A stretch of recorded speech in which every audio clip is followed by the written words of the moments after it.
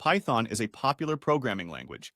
It was created by Guido van Rossum and released in 1991.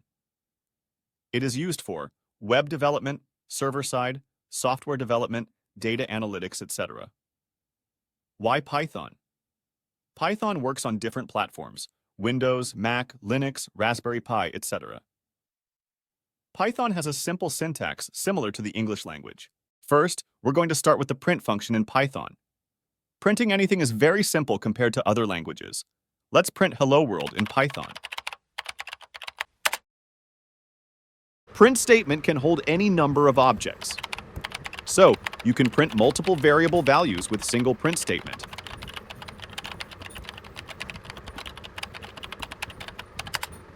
To separate variable values with user-defined symbol, we can use SUP argument. In Python, by default print function will print the values in new line every time.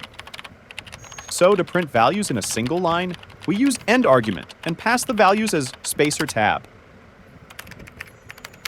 In Python, we don't need to declare variables before using them, or declare their type. So to check the data type, we can use type function.